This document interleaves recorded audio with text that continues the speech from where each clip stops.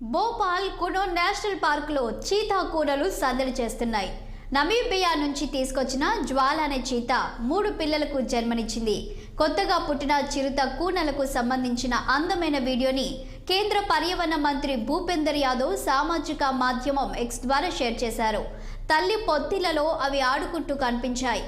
20 రోజుల క్రితం నమీబియా నుంచే తీసుకొచ్చిన ఆశా అనే చిరుత 3 కూనలకు జన్మనిచ్చింది. 2023 మార్చిలో జ్వాల చిరుత 4 పిల్లలకు జన్మనిచ్చింది. వాటిలో ఒకటి మాత్రమే ప్రాణాలతో బయటపడింది.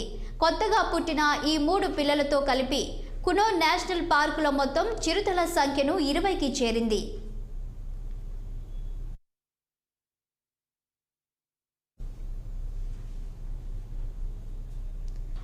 కునో నేషనల్ పార్కులో చీతాలు ఒకటి తర్వాత మరొకటి చనిపోతున్నాయి. ఈ నెల 16న శౌర్య అనే చీతా మరణించింది. దీంతో నమీబియా నుంచి భారత్కు తీసుకొచ్చిన చీతాల్లో 2022 నుంచి 10 చీతాలు మృతి చెందాయి. వీటిలో 7 పెద్ద చిరుతలు, 3 చీతా కూనలు ఉన్నాయి. నమీబియా, దక్షిణాఫ్రికా నుంచి 2 దఫాలుగా భారత్కు చీతాలను తీసుకొచ్చారు. వీటిని మధ్యప్రదేశ్లోని కునో నేషనల్ పార్కులో వదిలారు. ఆ తర్వాత కొద్ది రోజులకే వివిధ కారణాలతో చీతాలు ఒక్కొక్కటిగా మరణిస్తూ వచ్చాయి.